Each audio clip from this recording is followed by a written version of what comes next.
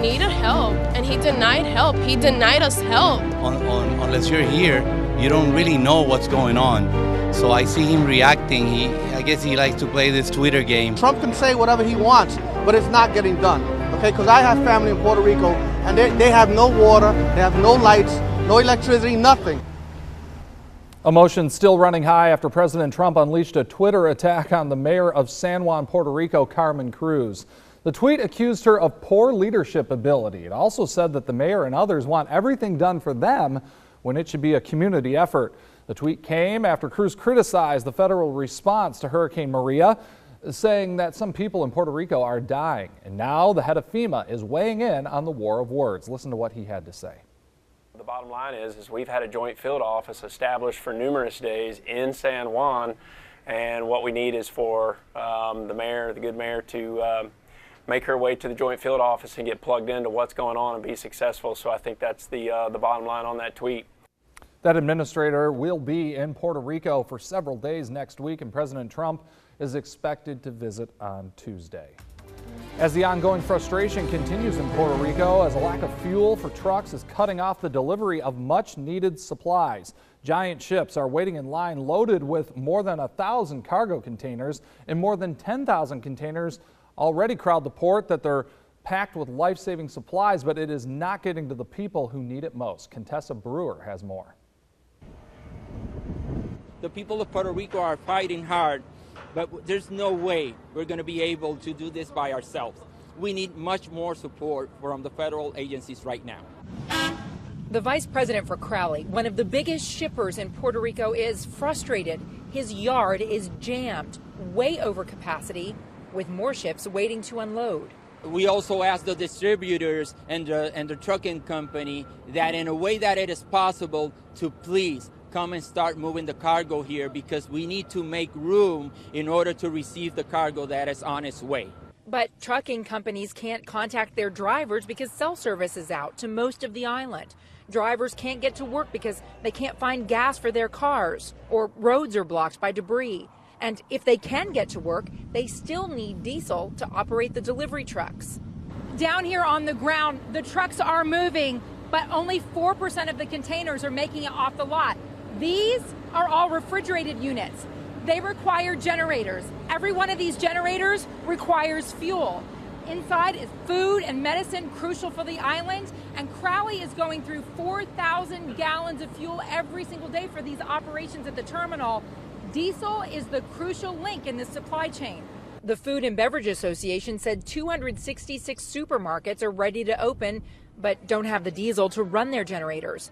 Walmart, Supermercado Econo, a huge supermarket chain here, and V. Suarez, a food distributor, are trying to figure out how to get hundreds of containers out of these yards to the stores.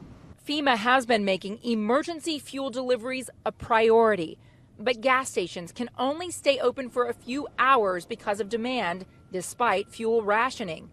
The airport needs fuel because generators are powering air traffic control, TSA security checkpoints, and computers for the airline agents. For many of those on this island, food is running short. Half the homes on the island don't have running water, much less electricity. And in some cases, lives are on the line. These people are your family. These people are your neighbors. I know that you're so concerned about what's happening in other ports of Puerto Rico. When you look out over this crowded yard, does this make you mad? It makes me sad and frustrated. Just to see that we have here all these goods and that people out there are just begging, anxious, in the need of such important supplies, and they are all sitting here in this yard. FEMA Administrator Brock Long also says that his agency is working on logistics with the Department of Defense and other agencies, but for now, the supply chain, as you saw, is broken and in desperate need of repair. FEMA officials say that they are doing their best to get things back up and running. Also making top headlines this morning, O.J. Simpson is a free man. The 70-year-old former NFL star walked out of a Las Vegas prison early this morning. A Nevada prison official tells CNN that he was picked up by a friend and seemed upbeat and happy to get on with his life. Simpson served 9 years for armed robbery and kidnapping in connection with a botched hotel raid on memorabilia dealers back in 2007. Simpson maintains that he was trying to recover items stolen from him. He was initially facing up to 33 years behind bars. In July, a parole board unanimously voted to grant his release. Also caught on camera, surveillance video catches the moments when a car with a toddler inside crashes through a bar's patio and through the wall. Reporter Jared Pliner has the video that you simply have to see.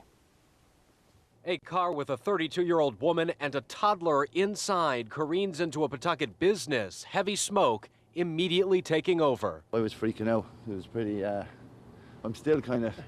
Peter Bailey was cutting asphalt before 9 o'clock at Arigna Irish Pub's back patio at Armistice Boulevard and Littlefield Street.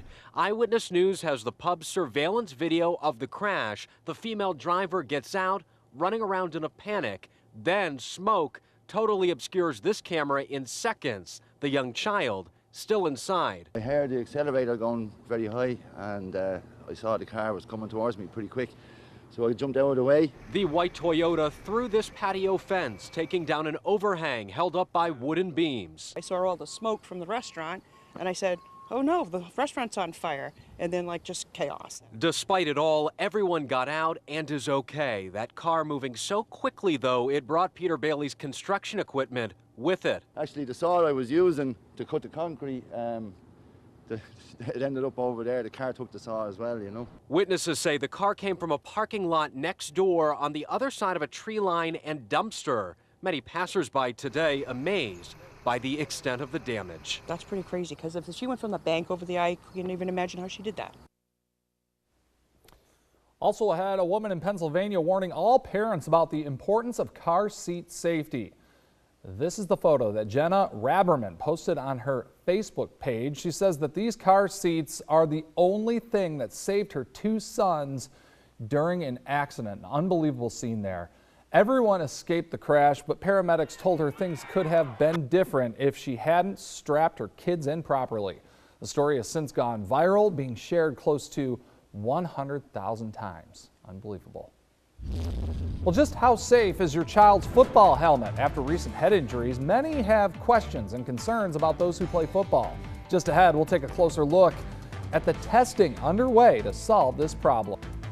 And we said goodbye to September. We are now falling in love with October. Meteorologist Von Gaskin will have the latest in your First Alert forecast as fall begins here in the Midlands. Stay with us. So we're watching rain as it falls over parts of Florida. Jacksonville's been getting rain for most of the night and so far for most of the morning. Just a situation where we have a broad area of low pressure that's in place. And now the Hurricane Center has been watching this area. So far, I don't believe we're going to have any additional development. But hey, whether it's a named tropical system or not, it's still going to bring a large amount of rain to that area. Notice really the entire state of Florida dealing with some off and on rain showers. We can take a closer look at what's going to happen with that batch of weather in the future. It will sweep on over into the open waters in the Gulf of Mexico, taking it away from the state of Florida. For us, we are going to see a ridge of high pressure building in, and I'm a little concerned with what happens with the return flow around this area of high pressure. Now, what we do see happening is that flow will allow for a few showers to push in, definitely for the low country, and that's the reason I'm putting in that slight chance of a shower for your Monday, because 1 or 2 of those showers could at least sneak into our southern part of our viewing area. Because of that flow, that's going to give us an early morning sprinkle or 2. I don't expect to wash out, and everyone will not get the opportunity to see rain. Generally, we're really dealing with a dry and comfortable fall forecast. Speaking of fall, guess what? September is over and done with. Let's take a look at the numbers and what we've had. It's October 1st, and most of the month of September, we have been above average. So most of the numbers are in the orange, which is an indication of warmer than average temperatures, the cooler than average temperatures. We say we had about a week where temperatures were below average, and that's about it. And then we transitioned on the 13th, and from that point on in September, we've been above average. Now, something we've really been tossing up the coin with is certainly the rainfall. Now, we have had a trace of rain here and there. We had the rain that was associated with the hurricane, and other than that, it's really been a rather dry month. And so far, so good. Things are really looking good for us in terms of how much rain we have in the rain bucket for our area. But if we continue to see dry weather from day in and day day out that could possibly lead to some issues with drought. But for right now, I think we have about 6 inches of a surplus of rainfall, so it's not a major issue at this time. So 77 degrees will be today's high temperature. Should be pretty nice for us today, certainly if you like the cooler weather. 80 for you tomorrow. You'll slowly start to notice a warming trend. The temperatures will level out in those low 80s for a few days, and then we'll go to the upper 80s to wrap up the week for Friday and into the upcoming Saturday. Yeah, you knew we weren't quite done with all that warm weather. Yeah, I know, but we had plenty of it. It is time to transition. That's I'm right. ready. I'm ready for the cooler air. I think that a lot of people agree. Beautiful day today. Thanks, Vaughn. Well, Colonial Life Arena was packed, the crowd full of diehard hip-hop fans, and all they got was an empty stage and no performer in sight. We'll tell you why one rap artist was missing in action this weekend and why many fans left in anger. Many angry fans this morning as rap artist Lil Wayne was set to perform at Columbia Life Arena this weekend, but instead elected not to enter the building because apparently he didn't like the venue's standard safety procedures. Colonial Life stated, quote, "While we regret the artist's decision not to perform, Colonial Life Arena is not willing to bypass its security standards and jeopardize the safety of its patrons, performers, or staff members. Colonial Life Arena will provide refunds starting on Monday at 10 a.m. for patrons."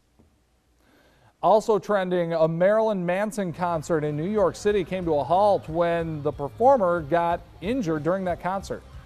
The singer was at the Hammerstein Ballroom on Saturday night when a large decoration fell on top of him. In that video there, you can see 2 large pistols crashing down when Manson stumbles backwards. At the time, police or fire officials could not confirm if anyone else on stage was injured. However, a label representative says that Manson hurt his leg during that accident. He was later treated at the hospital. Are you a lover of the arts? Well, we have just the treat for you. Columbia is unveiling a new mural, and we'll have the details of when and where you can see this new mural and a final check of your forecast coming up right after. Happening today, the 5 Points Association is unveiling its newest piece of public art today. At 2:45, a new mural will be revealed at the 5 Points Fountain. The postcard mural was done in collaboration with Drip Coffee, Pecknell Music Company, as well as One Columbia. Located on the wall of Pecknell Music, the mural overlooks the original Fountain Plaza and the new public parking lot. It's also a new designated selfie spot, so if you head there, make sure you grab a quick selfie, and it will be a beautiful day for that unveiling and a good day to get outdoors and take a selfie or two. Why not? Absolutely. You got a designated selfie spot. Yeah, right. The specific place. All right, we're looking at great conditions for today. Certainly for you fall lovers who've been waiting for the cooler air. It's going to move in for today. 77 the high, 55 overnight, and then 80 tomorrow. As we go through Tuesday, Wednesday, and Thursday, we're just looking at carbon copy days that are really just fabulous fall weather for us. We'll see those upper 80s moving back in by Friday and Saturday. So even though it's going to get warm, at least we won't have to deal with that oppressive humidity.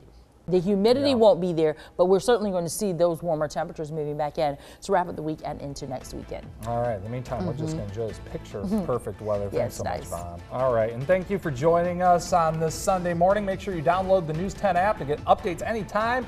And join us later tonight at 6. Have a great Sunday.